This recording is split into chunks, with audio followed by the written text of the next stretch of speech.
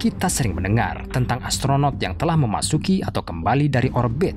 Setiap penerbangan tersebut adalah ujian kekuatan. Sebuah risiko besar menentang hukum fisika. Tapi manusia bukanlah makhluk hidup pertama yang berada di luar angkasa. Pelopor yang sebenarnya adalah binatang.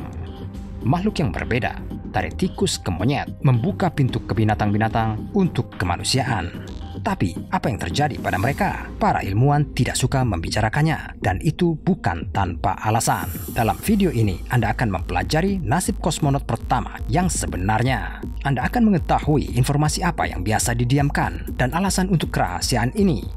Anda akan mencari tahu apa yang sebenarnya menyebabkan suksesnya pengiriman seseorang ke luar angkasa dan berapa harga kemajuan sebenarnya. Kemajuan yang diukur dalam kehidupan hewan. Sebelum mengirimkan orang ke luar angkasa, kita perlu mencari tahu efeknya pada makhluk hidup. Tapi kita tidak bisa mempertaruhkan nyawa orang begitu saja. Jadi, hewan datang untuk menyelamatkan. Mereka telah digunakan dalam penelitian penerbangan sejak akhir abad ke-18. Saat itu, seekor domba jantan, seekor bebek, dan seekor ayam jantan dikirim dengan balon. Semua peserta dalam eksperimen ini selamat. Secara umum, itu tidak mengherankan. Tapi, mari kita melampaui era sebelum pesawat terbang. Kita tertarik dengan luar angkasa. Makhluk hidup pertama yang secara khusus dikirim ke luar angkasa adalah lalat buah biasa.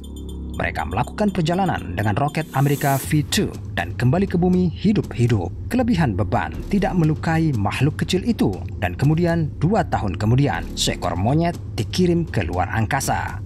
Perlu dipelajari pengaruh gaya berat mikro terhadap organisme vertebrata dan apa yang bisa lebih dekat dengan manusia. Selain monyet, subjeknya adalah seekor kera rhesus bernama Albert II. Albert I juga dikirim dan bisa menjadi kera pertama di luar angkasa, tapi roketnya tidak bisa terbang cukup tinggi. Pada saat yang sama, hampir semua dokumentasi yang terkait dengan penerbangan tersebut hilang. Mungkin karena suatu alasan, penerbangan Albert II berakhir dengan tragis. Parasut gagal. Kera itu jatuh saat mendarat, dan hewan ini bukanlah satu-satunya korban. Saat itu, para ilmuwan cukup sering mencoba mengirim kera ke luar angkasa. Sensor yang berbeda ditanamkan pada mereka. Hewan-hewan itu diberi obat penenang sebelum diluncurkan.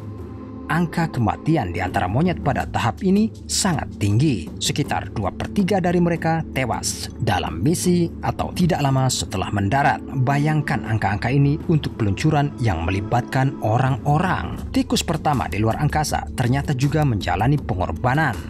Roket V2 yang diterbangkannya jatuh. Tikus luar angkasa lainnya juga tidak beruntung. Beberapa dari mereka bisa berharap untuk hidup lebih panjang dan bahagia. Tapi ini baru permulaan. Pada tanggal 22 Juli 1951, Uni Soviet melancarkan roket ke ketinggian 101 km atau 62 mil dengan anjing bernama Zygan dan Dezhik. Di dalamnya, mereka adalah hewan superior pertama yang selamat dari penerbangan seperti itu. Informasi tentang anjing-anjing ini dijaga kerahasiaannya selama 40 tahun. Baru kemudian menjadi jelas bahwa Dezhik hanya hidup 1 minggu setelah dia kembali ke bumi. Dia meninggal dalam misi berikutnya. Zygan lebih beruntung, dia hidup 10 tahun lagi. Tapi ada perjalanan ke orbit di muka, dan yang ini berakibat fatal. Seekor anjing liar biasa bernama Laika menjadi hewan pertama yang memasuki orbit planet kita. Awalnya, dia menghabiskan waktu lama di maket pesawat, dan sebelum penerbangan, dia juga menjalani operasi untuk menanamkan sensor nafas dan denyut nadi. Tetapi, para ilmuwan sudah tahu bahwa Laika tidak akan kembali ke bumi. Di orbit, sekitar 7 jam setelah peluncuran, dia mati. Ini karena kepanasan dan stres yang luar biasa. Sangat tidak mungkin untuk membayangkan bagaimana perasaan seekor anjing kecil berada di orbit ketika benar-benar dikelilingi oleh ruang tak bernyawa dan berbahaya. Beberapa orang percaya bahwa kurangnya sistem termoregulasi adalah penyebab kematian Laika. Menurut versi lain, dia meninggal akibat gangguan suplai oksigennya. Ada banyak kemungkinan, beberapa lebih buruk dari yang lain. Dengan tubuh anjing di pesawat, satelit membuat lebih dari 2000 orbit di sekitar planet sebelum terbakar di atmosfer. orang-orang diberitahu tentang Laika seolah-olah dia masih hidup. Kebenaran terungkap lama kemudian. Setelah penerbangan Laika, para ilmuwan mencoba mengirim anjing, monyet, kelinci, katak, dan tikus lain keluar angkasa. Bahkan tidak semua berhasil meninggalkan tanah. Roket sering meledak selama peluncuran, tetapi ini tidak menghentikan upaya para ilmuwan. Setelah penerbangan tragis Laika, mereka memutuskan untuk mengirim anjing lain ke orbit. Mereka harus 2 betina yang berwarna cerah dan cantik. Yang pertama, agar lebih terlihat di monitor. Yang terakhir, agar anjing terlihat bagus di foto.